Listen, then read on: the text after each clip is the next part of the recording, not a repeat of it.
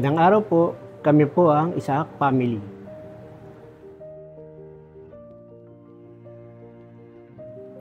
Magulo.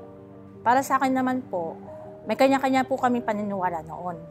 Without Christ, individually, we just follow our own satisfactions, our own pleasures, and wants in life. So basically, it is more on focusing on the temporal things, and we didn't appreciate the Lord's presence because we just know Him by name and not by heart. Noon pa man, kilala na namin si Kristo bilang kami Katoliko pa lamang. Ngunit masasabi kong hindi pa ganoon ka-personal at kalalim ang pagkakakilala namin sa Kanya. Kasi noon, sa tuwing kami nagsisimba, parang halos patapos na rin ang misa at wala na rin ang focus namin dahil halos ang nasa isip na lang namin ay ang umuwi. Para sa akin, madaling mainis, yung tipong konting pagkakamali mo lang, nagagalit na kagad. Maikli ang pasensya.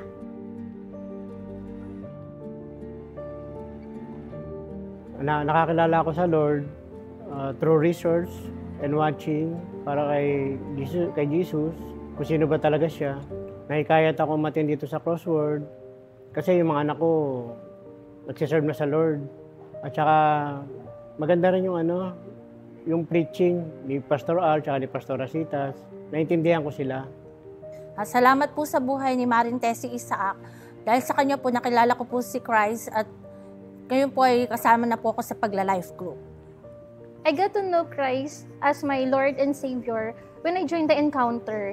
And especially thanks to Tita Tessie Isaac as she really pursue our family to attend life group and bring us to the home church so that we can grow in Christ. Ako naman personally nakilala ko si Kristo dahil kay Tita Tessie Isaac. So noong bata pa lamang kami, ini-invite na niya kami sa church.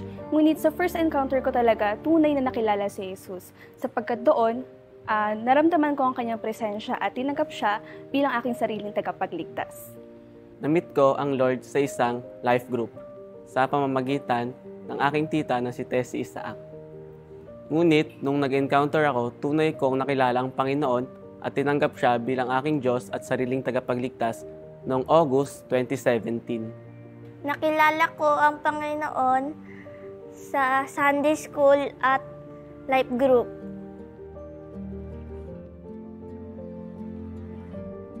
Maganda na ngayon. Sama-sama na kaming sumasamba sa Crossword. Hindi katulad dati na hiwa-hiwalay pa kami. Masaya na po. Dahil sama-sama na po kaming sumasamba at nagpupuri sa Panginoon.